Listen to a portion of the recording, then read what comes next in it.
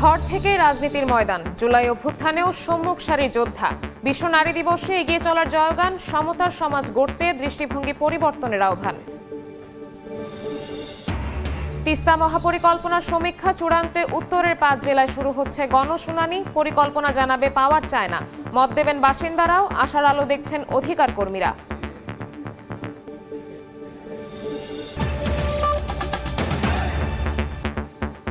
সময় সংবাদের সঙ্গে আছি আমি শবনব নিবিড়। গ্রাম থেকে শহর, ভূপৃষ্ঠ থেকে মহাকাশ, সর্বত্রই স্বমহিমায় অবদান রাখছেন নারী। মানুষ হিসেবেও নারীর জয় জয়কার এখন দিকে দিকে।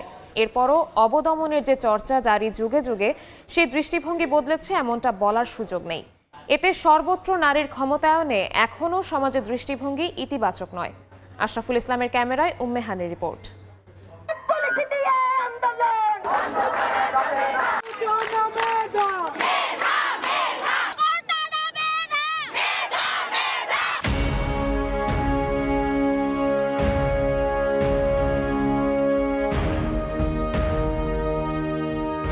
একসময় ঘরের কোণে থাকতে বাধ্য হওয়া নারী সব ধরনের কাজের পাশাপাশি মাঠের কাজও করেছেন বহু বছর হলো।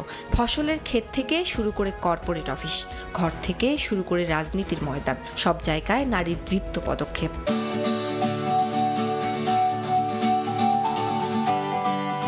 মা যেভাবে তার সন্তানকে এগিয়ে নেন জীবনের পথে, তেমনি নারী নিজেকে তো বটেই, টেনে তোলেন গোটা পরিবার ও সমাজকেই। জুলাই গণঅভ্যুত্থানের কথাই ধরা যাক। সেই উত্তাল মুহূর্তে রাজপথ কাঁপানো গণমানুষের মিছিলে সামনের সারিতে ছিলেন নারীরাও। অন্যায়ের বিরুদ্ধে শেকল ভাঙার লড়াইয়ে অবদান ছিল নারীদেরও। ওই দিন আমার ঠিক সেম, যখন আমি এই জিনিসটার সম্মুখীন হলাম, আমার মনের মধ্যে একরকম কাজ করছিল যে করেই হোক এই গ্রেফতার আমাকে আটকাতে হবে, কারণ এই গ্রেফতার সম্পূর্ণ অবৈধ ছিল। আমি ভাবছি আমি করে ফেলছি, এখন কি হবে তখন আমার ওই মুহূর্তে ছিল না যে এর পরবর্তী কি হতে পারে, আমার সাথে কি হতে পারে। যদিও স্বৈরাচার বিরোধী আন্দোলনে সফল হবার পর বর্তমানে কজন নারীকে দেখেছি আমরা, তারা কি হারিয়ে গেছেন? আন্দোলন আর সাংগঠনিক কার্যক্রম পরিচালনা করা কিন্তু সম্পূর্ণ ভিন্ন বিষয়। গণঅভ্যুত্থানের পরবর্তী অনেক অপ্রীতিকর ঘটনা ঘটছে, যেখানে হলো যে আইন শৃঙ্খলা ব্যবস্থা একদম বিঘ্ন ঘটে গেছে। অনেকগুলো পুরুষ নেতৃত্বের মুখোমুখি তাদেরকে চ্যালেঞ্জ করা, এই জিনিসটা আসলে অনেক নারী এখনো ভাবতে পারে না। অভ্যুত্থানের পরবর্তী সময়ে আমরা যেটা আশা করেছিলাম যে দেশের পুনর্গঠন বলেন, রাজনৈতিক যে পরিমণ্ডল বলেন, এখানে বিপুল পরিমাণে নারীর অংশগ্রহণ ঘটবে, কিন্তু দুঃখের সাথে লক্ষ্য করতে হয় যে সেটা আসলে আমাদের অধরা থেকে গেছে। রাজনৈতিক পরিমণ্ডলটাকে ফ্রেন্ডলি করতে হবে, সকলের জন্য অংশগ্রহণমূলক করতে হবে। সংস্কৃতির পরিবর্তন প্রয়োজন, তাতে করে হচ্ছে যেই আশা আকাঙ্ক্ষা নিয়ে মেয়েরা রাস্তায় নেমেছিল তাদের সেই আশা আকাঙ্ক্ষা তারা তুলে ধরতে পারবে। যোগ্যতা আর দক্ষতায় কোনো দিকেই পিছিয়ে নেই নারী, কিন্তু পুরুষতান্ত্রিক সমাজে নারীকে পেছনে রাখার যে সুপ্ত বাসনা, সেটি ভাঙবে কবে? তারপরও ইতিহাস বলে লড়াই কখনো বৃথা যায় না। নারীরা বলছেন, নতুন প্রজন্মের বাংলার নারীরা বাধা জয় করেই এগিয়ে যাচ্ছেন, যার মধ্যে দিয়ে রচিত হবে বাংলার নারীর নতুন ইতিহাস। কারণ তারা বেগম রোকেয়া সাখাওয়াত হোসেনেরই উত্তরসূরি। সময়ের সাথে আন্দোলনের রূপ বদলায়, কিন্তু সংগ্রাম থেমে থাকে না। নতুন বাস্তবতায় লড়াই এখনো চলছে। তবে ইতিহাস বলে নারী কখনো পিছু হটে না। নতুন পথ চলায় নারীরা সামনে থাকবে, নতুন নেতৃত্বে, নতুন সম্ভাবনায়। উম্মে হানি, সময় সংবাদ, ঢাকা। কর্মক্ষেত্রে যেমন বাড়ছে নারীদের অংশগ্রহণ, তেমনি অর্থনৈতিক উন্নয়নও রাখছেন গুরুত্বপূর্ণ ভূমিকা। তবে পরিসংখ্যান ব্যুরোর সাম্প্রতিক তথ্য বলছে বেকার নারীর সংখ্যাও বাড়ছে। এর মধ্যে উচ্চশিক্ষিতরাই বেশি বেকার। কর্মক্ষেত্রে নারীর জন্য অনেক চ্যালেঞ্জ রয়েছে উল্লেখ করে বিশেষজ্ঞরা বলছেন, তাদের অংশগ্রহণ কমে গেলে অর্থনীতিতেও বিরূপ প্রভাব পড়বে। আশরাফুল ইসলামের ক্যামেরায় বিস্তারিত জানাচ্ছেন অন্তরা সেন। এভাবেই ইট ভেঙেই তারা গড়ছেন অর্থনীতির ভিত, পূরণ করছেন খেয়ে পড়ে বেঁচে থাকার তাগিদ। সকালের সূর্য দুপুরে ক্লান্ত হয়, হেলে পড়ে দিগন্তে। শুধু ক্লান্তি আসে না, রোদ বৃষ্টি ঝড়ে হার না মানা মইফুল পারভিনের মতো কর্মঠ নারীদের। পুরুষের সঙ্গে সমান তালে ভার বয়ে এগিয়ে চলা এসব নারীর কর্মস্পৃহাতেই যেন লেখা হয়েছে, বিশ্বের যা কিছু মহান সৃষ্টি চিরকল্যাণকর, অর্ধেক তার করিয়াছে নারী, অর্ধেক তার নর। সুইবারের কাজ করছি, এই যে বাসা বাড়ি কাজ করছি, এই যে ইট ভাঙতেছি, ট্রাকের মাটি কেটছি। আমার কাম ছাড়া বাদ নাই, আমি কাম করলে দেখবই আর নাহলে দেখবই না। আমার অসুখ হইলেও কাম করানো লাগে। সবশেষ জনশুমারি অনুযায়ী দেশে পুরুষের চেয়ে নারীর অনুপাত বেশি, তবে শ্রমশক্তিতে পুরুষের চেয়ে পিছিয়ে নারীরা। আর 25.5 লাখ বেকারের মধ্যে প্রায় 9 লাখই নারী। উচ্চশিক্ষিত নারীদের মধ্যেই বেকারত্ব বেশি। বাংলাদেশে অনেক জব সেক্টরে মেয়েদের সেফটি ততটা ফোকাসড না, ফ্যামিলি থেকে অনেকের বাধা দিচ্ছে। আমার একটা ছোট সন্তান রয়েছে, তো ওর দেখাশোনা লালন পালন করার জন্য আমাকেই, ও টোটালি আমার উপর ডিপেন্ডেন্ট।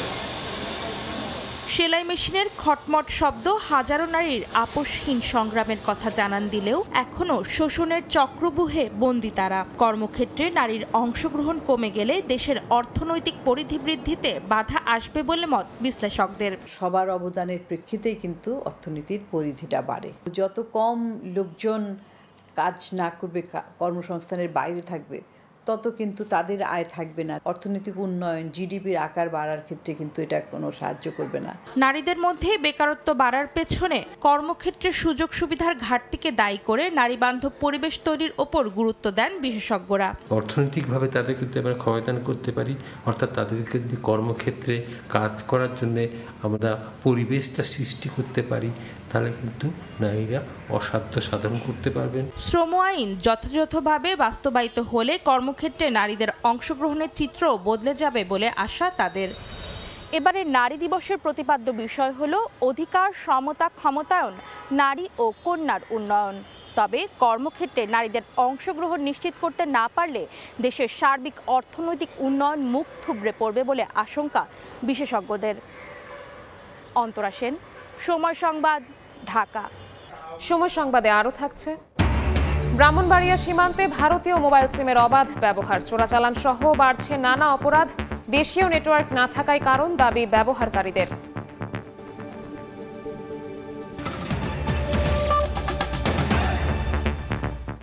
প্রথমবারের মতো তিস্তা মহাপরিকল্পনার সমীক্ষা চূড়ান্ত করতে উত্তরের 5 জেলায় হতে যাচ্ছে গণশুনানি। এতে নানা শ্রেণী পেশার মানুষ ছাড়াও অংশ নেবেন তিস্তা পাড়ের বাসিন্দারা। গণশুনানিতে পাওয়ার চায় না তিস্তা নিয়ে তাদের পরিকল্পনা তুলে ধরবে, যেখানে মত প্রকাশের স্বাধীনতা থাকবে বাসিন্দাদেরও। অধিকার কর্মীদের প্রত্যাশা, অন্তর্বর্তী সরকারের হাত ধরেই ঝুলে থাকা তিস্তা মহাপরিকল্পনা আলোর মুখ দেখবে। শাকিল মাহমুদের ক্যামেরায় নাজমুল ইসলাম নিশাতের রিপোর্ট। 9 ফেব্রুয়ারি তিস্তা নদী রক্ষায় করণীয় গণশুনানিতে বন ও পরিবেশ উপদেষ্টা সৈয়দা রিজওয়ানা হাসান স্পষ্ট জানিয়েছিলেন, তিস্তা মহাপরিকল্পনা বাস্তবায়ন হবে একমাত্র তিস্তা অববাহিকার বাসিন্দাদের চাওয়া পাওয়ার উপর, এবং সেটি অবশ্যই 2025 সালের মধ্যে চূড়ান্ত করতে হবে। কি থাকবে কি থাকবে না এইটা শুনবার জন্য পানি উন্নয়ন বোর্ড চায়নার ওই পাওয়ার চায়না কোম্পানিকে নিয়ে আপনাদের কাছে আসবে, শুনে দ্বিতীয় কথাটা হচ্ছে আমার পরিকল্পনাটা 2025-এর ডিসেম্বরের মধ্যে চূড়ান্ত করতে হবে।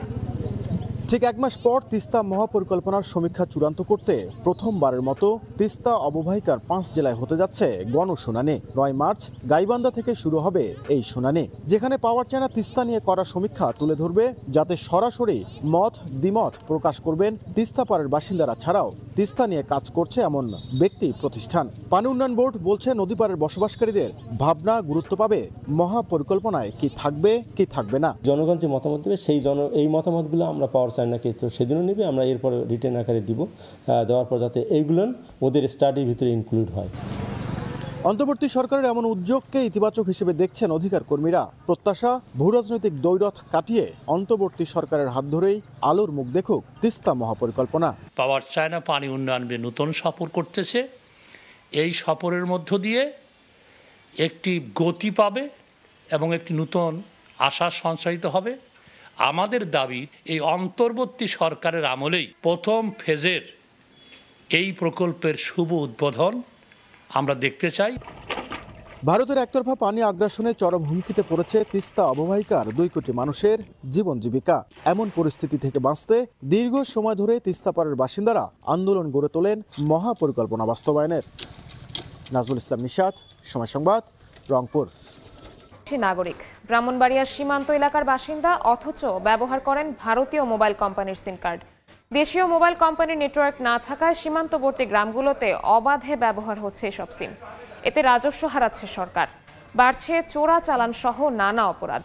সচেতন মহল বলছে দুই দেশের অপরাধী চক্র এই সিমের মাধ্যমে যোগাযোগ রক্ষা করে। এ বিষয়ে ব্যবস্থা নেওয়ার আশ্বাস বিজিবি ও জেলা প্রশাসনের। হৃদয় পালের ক্যামেরায় উজ্জ্বল চক্রবর্তীর রিপোর্ট। সীমান্তবর্তী অঞ্চলের বাজারগুলোতে স্মার্টফোন নিয়ে প্রতিদিন তরুণদের আড্ডা বেশ জমজমাট। তবে তাদের মোবাইলে নেই দেশীয় ফোন কোম্পানির কোনো সিম কার্ড। ব্যবহার করছেন ভারতীয় Airtel, Jio, Vodafone, Reliance, Aircel, Telenor সহ দেশটির বিভিন্ন কোম্পানির ইন্টারনেট। ভারতীয় সিমের অবাধ ব্যবহারে ব্রাহ্মণবাড়িয়ার কসবা, আখাউড়া ও বিজয়নগরের সীমান্তবর্তী গ্রামগুলোতে দুদেশের চোরাকারবারি ও পাচারকারীরা মোবাইলে নিয়মিত যোগাযোগ রক্ষা করে। এতে সীমান্ত অঞ্চলে বাড়ছে অপরাধ প্রবণতা। অন্য কারোর সাথে যোগাযোগ করতে পারে না, যার কারণে আমরা বিদেশি সিম চালাইতে হয়, ইন্ডিয়ান সিম। বাংলাদেশি সিম পাইতাম, নেট ক্লিয়ার পাইতাম, তাহলে ভারতের সিম আমরা ব্যবহার করতে হয় না। তবে সচেতন নাগরিকরা বিষয়টিকে রাষ্ট্রের জন্য অত্যন্ত স্পর্শকাতর উল্লেখ করে এ ব্যাপারে দ্রুত সরকারি হস্তক্ষেপ কামনা করেন। যদি কোনো অপরাধ সংঘটিত হয় তখন আমাদের আইনশৃঙ্খলা বাহিনী ওইসব অপরাধীকে ট্রেস করতে পারে না, যেহেতু বাংলাদেশের কোনো নেটওয়ার্ক ওইখানে সক্রিয় নয়। বিজিবি ও জেলা প্রশাসন বলছে বিষয়টি নিয়ে দেশীয় মোবাইল অপারেটর কোম্পানিগুলোর সঙ্গে কথা বলে পদক্ষেপ নেওয়ার পাশাপাশি সীমান্তে অপরাধ দমনে তৎপরতা বাড়ানো হবে। বিভিন্ন নেটওয়ার্ক যারা আছে তাদেরকে আমরা বলেছি যে এদিককার নেটওয়ার্কটা ইমপ্রুভ করার জন্য, যেন আমাদের পার্শ্ববর্তী এই ধরনের ইনসিডেন্ট না হয় ভবিষ্যতে। আমরা বিষয়ে বিটিএসের সাথে কথা বলে এবং কনসার্ন যে মিনিস্ট্রি আছে তাদের সাথে কথা বলে একটা কি পদক্ষেপ নেওয়া যায় সেই বিষয়ে আলোচনা করবো আর কি। স্থানীয়দের তথ্যমতে সীমান্তবর্তী কসবা, আখাউড়া ও বিজয়নগরে 73 কিলোমিটার অংশে অর্ধলক্ষাধিক ভারতীয় মোবাইল সিম ব্যবহার হচ্ছে। উজ্জ্বল চক্রবর্তী, সময় সংবাদ, ব্রাহ্মণবাড়িয়া। মিরপুরের পীরের বাগে 5 দিন ধরে ওয়াসার লাইনে পানি পাচ্ছেন না হাজারো গ্রাহক। এতে চরম পর্যায়ে পৌঁছেছে ভোগান্তি। এই মুহূর্তে পীরের বাগে আছেন সহকর্মী সাদিকুর রহমান। বিস্তারিত জানতে সরাসরি যাচ্ছি তার কাছে। সাদিক, মিরপুর শেওড়াপাড়া এলাকার এই যে পানির পাম্পটি 2 নম্বর পানির পাম্প, এটা সংস্কার চলছে। এখানে পাইপ সংযোজন করা হচ্ছে, কারণ হচ্ছে পানির লেয়ার অর্থাৎ স্তর কিন্তু নিচে নেমে গেছে, এই জন্য পানি পাচ্ছে না, এটা যারা এখানে কর্মরত আছেন তারা বলছেন। এবং এর জন্য কিন্তু এখানে 5 দিন ধরে এই এলাকার মানুষজন কিন্তু মারাত্মক তীব্র পানি সংকটে আছেন। একদমই তারা কিন্তু পানি পাচ্ছে না। ওয়াসার যে যারা কাজ করছেন তারা যেটা বলছেন যে এই পানির পাম্পটি সংস্কারে আরও প্রায় 20 দিনের মতো সময় লাগতে। দেখতে পাচ্ছেন যে আসলে অনেকগুলো রয়েছে, তারা এই পাইপ সংযোজন করা হচ্ছে। অর্থাৎ হচ্ছে যে এখানে তারা যেটা বলছেন যে 980 ফুটের মতো টোটাল এই পানির পাইপ সংযোজন করা হবে, অর্থাৎ 180 ফুটের মতো নতুন করে সংযোজন করা হচ্ছে এখন। তারা যেটা বলছেন যে এর পরবর্তীতে এই পানির সমস্যাটি আর থাকবে না, এবং এই পানির সংকটটি প্রতি বছর এই শীতকালীন শীতের শেষ দিক দিয়ে যখন এই শুকনার মৌসুম হয় তখনই কিন্তু এই সমস্যাটি দেখা দেয়। এছাড়াও কিন্তু এই 2 নম্বর পানির পাম্প ছাড়াও এই মিরপুরের শেওড়াপাড়া এলাকার আরও কয়েকটা জায়গায়, এখানে আমি আছি পীরের বাগের কাছে, এই কয়েকটা জায়গাতে কিন্তু এই সমস্যা দেখা দিয়েছে। আরেকটি জায়গা যে সমস্যাটি সেটা হচ্ছে যে এখানে রাস্তা কেটে ফেলার কারণে পানির পাইপ কাটা পড়েছে, এই জন্য কিন্তু আরেকটা এলাকায় পানির সমস্যা দেখা দিয়েছে। এখানে যারা রোজাদার আছেন, বাসিন্দা আছেন, তারা যেটা বলছেন যে 5 দিন ধরে পানি না থাকার কারণে কিন্তু তারা খুব দুর্বিষহ জীবনযাপন করছেন। এখানে তাদের দৈনন্দিন কাজকর্ম এবং গোসল, টয়লেট সব কিছু সারতে হচ্ছে। তাদের যে কিনে যেসব পানি খান তারা সেই কেনা পানি দিয়ে তাদের এই গোসলের কাজ এবং দৈনন্দিন কাজকর্ম কিন্তু তারা সারছেন। এই যে সংকটটা তীব্র, তারা বলছেন যে আসলে নগরবাসী, এখানের যে বাসিন্দা, খুব দ্রুত যেন এই জিনিসটা সমাধান করা হয়, এবং নয়তো তাদের এই রমজানে বিশেষ করে পানির সংকটের কারণে কিন্তু প্রতিটা দিন তাদের খুব কষ্টে কাটছে। এবং তারা কয়েকজন বলছেন যে আসলে গত কয়েকদিন ধরে তারা গোসল করছেন না, শুধুমাত্র খাওয়া দাওয়া এবং রান্নার কাজটা তারা সারছেন। বোতলজাত পানি তারা কিনে, এটা আসলে অনেক ব্যয়বহুল এবং তাদের জীবনযাপন খুবই কষ্টসাধ্য হচ্ছে, এবং খুব দ্রুত এটা সমাধান চান এবং ওয়াসার যেন এটা বিশেষ নজর দেওয়া হয় সেটাই কিন্তু বলছেন। এই ছিল এখান থেকে সবশেষ তথ্য। সরাসরি যুক্ত ছিলাম মিরপুরে। সময় সংবাদে আরও থাকছে। জাতিসংঘ মহাসচিবের সফর ঘিরে মিয়ানমারে ফেরার স্বপ্ন দেখছেন রোহিঙ্গারা। গুরুত্ব পাবে প্রত্যাবাসন ইস্যু বলছে কমিশন। খাদ্য সহায়তা ইস্যুতে জটিলতা কাটার প্রত্যাশা। চট্টগ্রাম বিশ্ববিদ্যালয়ের কলা ও মানববিদ্যা অনুষদভুক্ত বি ইউনিটের ভর্তি পরীক্ষা আজ। এই মুহূর্তে ক্যাম্পাসে আছেন সহকর্মী নিগার মেহরিন রিনি। সরাসরি যাচ্ছি তার কাছে। এবারেও 3টি বিভাগীয় শহরে চট্টগ্রাম বিশ্ববিদ্যালয়ের কলা ও মানববিদ্যা অনুষদভুক্ত বি ইউনিটের ভর্তি পরীক্ষা অনুষ্ঠিত হচ্ছে। সকাল থেকেই আমরা দেখতে পাচ্ছি শিক্ষার্থীরা তাদের অভিভাবক সহ চট্টগ্রাম বিশ্ববিদ্যালয় ক্যাম্পাসে আসতে শুরু করেছেন এবং বেশ সুশৃঙ্খলভাবেই তাদেরকে ক্যাম্পাসে প্রবেশ করানোর যথাযথ ব্যবস্থা প্রশাসনের তরফ থেকে নিতে দেখা গিয়েছে। পাশাপাশি শিক্ষার্থীদেরকে সহায়তার জন্য এখানে কিছু পরিমাণে ভর্তি তথ্য সহায়িকা কেন্দ্র স্থাপন করা হয়েছে।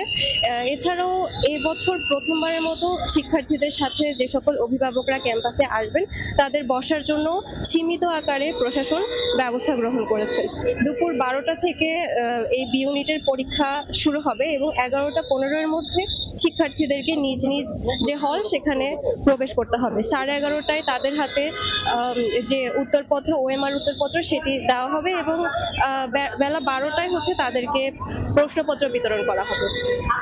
দুপুর 1টা পর্যন্ত এই পরীক্ষা চলবে। এবছর কলা ও মানববিদ্যা অনুষদভুক্ত বি ইউনিটের যে পরীক্ষা সেখানে মোট 1221টি আসনের বিপরীতে আবেদন করেছে 73,000 শিক্ষার্থী এবং সেক্ষেত্রে আসন প্রতি লড়াই করবেন 59 জন শিক্ষার্থী। এক্ষেত্রে শুধুমাত্র চট্টগ্রাম বিশ্ববিদ্যালয়ই অংশ নেবেন প্রায় 21,000 শিক্ষার্থী। এর আগে গত 1 মার্চ তারিখে চট্টগ্রাম বিশ্ববিদ্যালয়ের বিজ্ঞান অনুষদভুক্ত এই ইউনিটের পরীক্ষার মাধ্যমে চট্টগ্রাম বিশ্ববিদ্যালয়ের ভর্তি যুদ্ধ শুরু হয়েছিল এবং এরপরেই আজকে বি ইউনিটের ভর্তি পরীক্ষা চলছে। এর পরবর্তীতে আরো 2টি ইউনিট ও 2টি উপ ইউনিটের পরীক্ষা বাকি রয়েছে। সবশেষ 22 মার্চ ডি ইউনিটের ভর্তি পরীক্ষার মাধ্যমে চট্টগ্রাম বিশ্ববিদ্যালয়ের যে ভর্তি পরীক্ষা সেটি হচ্ছে শেষ হবে। চট্টগ্রাম বিশ্ববিদ্যালয়ের যে 2টি ইউনিট ও 2টি উপ ইউনিট ও 4টি ইউনিট সেখানে হচ্ছে 4,926টি আসনের বিপরীতে প্রায় 2 লক্ষ শিক্ষার্থী সেখানে আবেদন করেছে। সেক্ষেত্রে আসন প্রতি লড়াই করবেন হচ্ছে 55 জন শিক্ষার্থী।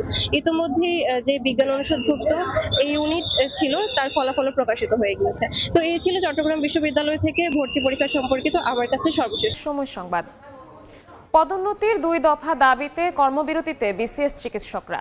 এই মুহূর্তে ঢাকা মেডিকেল কলেজ হাসপাতালের সামনে আছেন রিপোর্টার আলামিন তুষার। সরাসরি যাচ্ছি তার কাছে।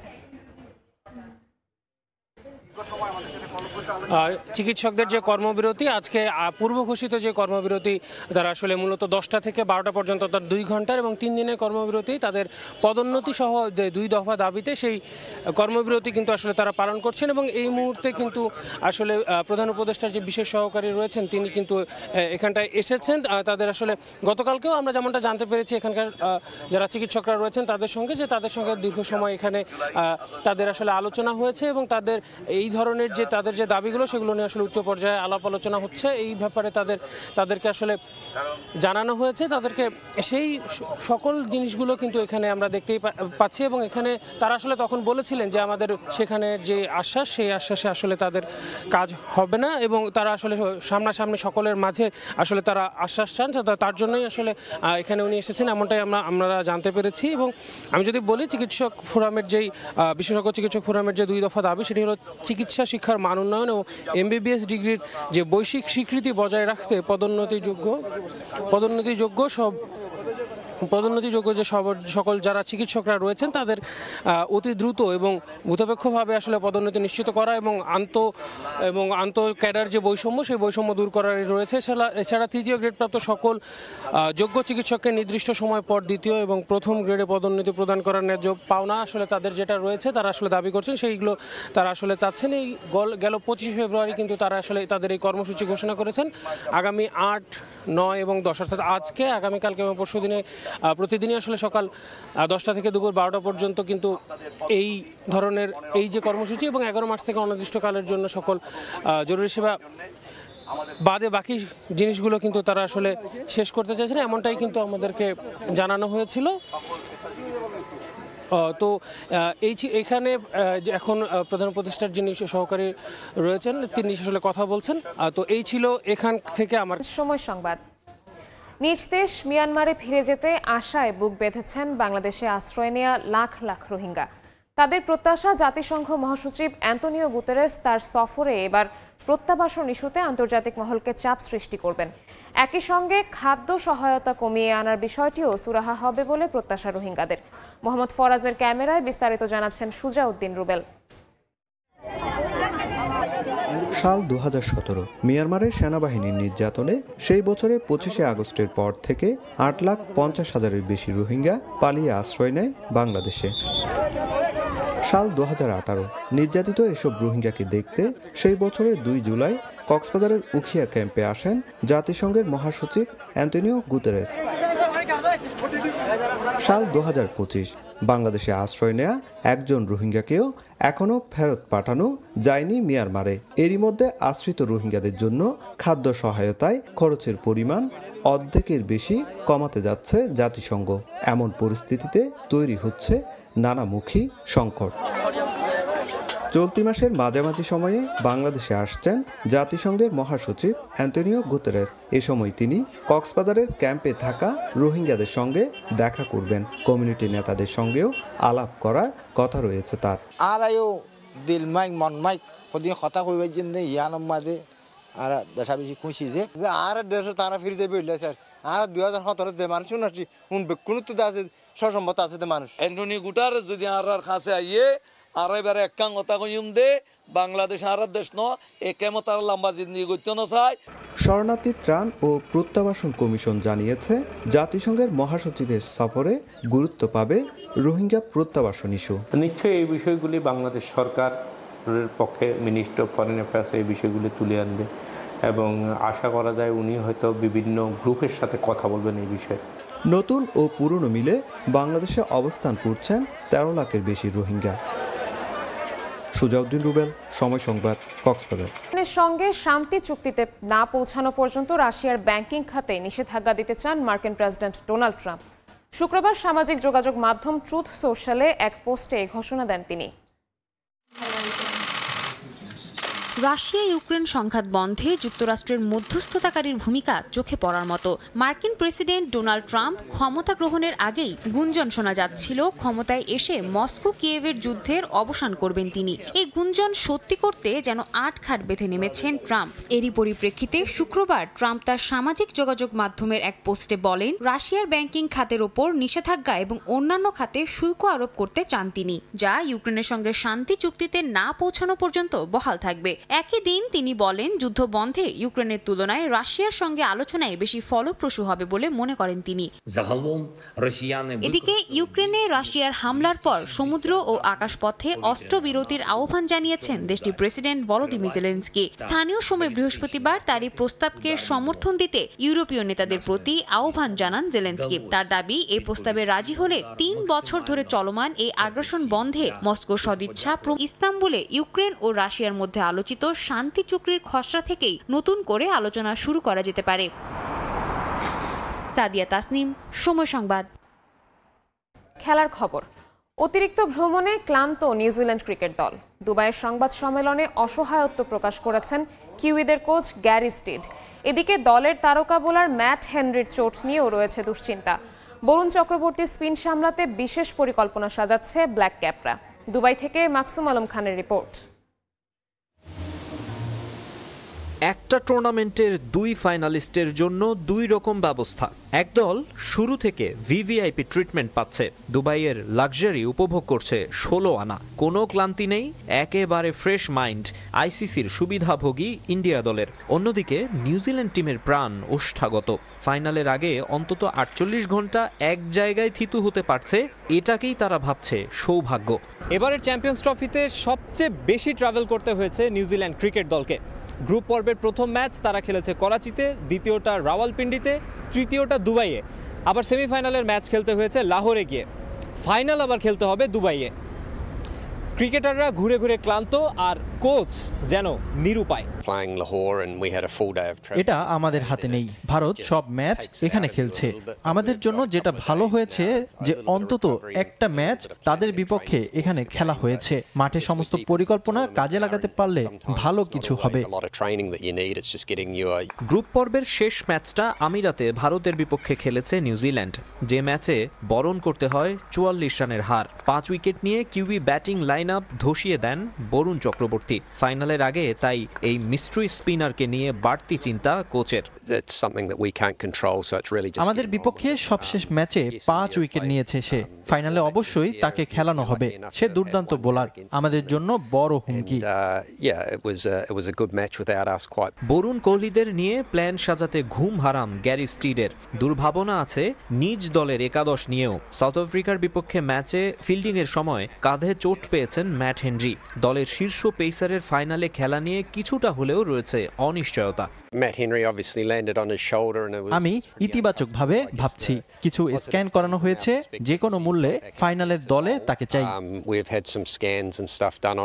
গ্রুপ স্টেজে ইন্ডিয়ার বিপক্ষে ম্যাচটায় 5 উইকেট নিয়েছিলেন হেনরি। তাই এই পেসার ফিট না হলে বিরাট ক্ষতি হয়ে যাবে ব্ল্যাক ক্যাপদের। হেনরির বিকল্প হিসেবে বিবেচনায় আছেন জেকব ডাফি। মাকসুম আলম খান, সময় সংবাদ, দুবাই, সংযুক্ত আরব আমিরাত। নয়াপল্টনে বিএনপির কেন্দ্রীয় কার্যালয়ে সংবাদ সম্মেলনে বক্তব্য রাখছেন বিএনপির সিনিয়র যুগ্ম মহাসচিব রুহুল কবির রিজভী। সরাসরি চলে যাচ্ছি সেখানে। নতুন পথ তৈরি করেছেন। তার গ্রহণ করা উদ্যোগগুলো আজও নারীদের জন্য সুফল বয়ে আনে এবং এসব উদ্যোগ নারীর ক্ষমতায়নের ইতিহাস চিরকাল স্মরণীয় হয়ে থাকবে।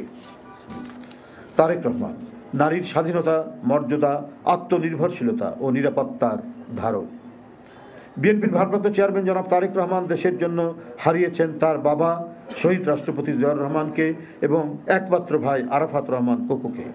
আজ তার পাশে রয়েছেন তার মমতাময়ী মা দেশনেত্রী বেগম খালেদা জিয়া, স্ত্রী ডাক্তার জোবাইদা রহমান এবং একমাত্র সন্তান ব্যারিস্টার জাইমা রহমান, যারা তিনজনই নারী। তাই নারীর মর্যাদা, আত্মনির্ভরশীলতা, ক্ষমতা এবং সমাজে তাদের সঠিক ভূমিকা কতটা গুরুত্বপূর্ণ তা তিনি গভীরভাবে উপলব্ধি করেন। তার কাছে নারী শুধুমাত্র একটি সংখ্যা বা পরিসংখ্যান নয়, বরং সমাজের অমূল্য অস্তিত্ব, যারা নিজেদের শক্তি। সরাসরি যুক্ত ছিলাম নয়াপল্টনে। ক্রিকেটে এশিয়া কাপ, ফুটবলে সাফ জয়। দক্ষিণ এশিয়া বিবেচনায় আন্তর্জাতিক পর্যায়ে বাংলাদেশের ক্রীড়াঙ্গনের সর্বোচ্চ সম্মানগুলো এসেছে নারীদের হাত ধরে।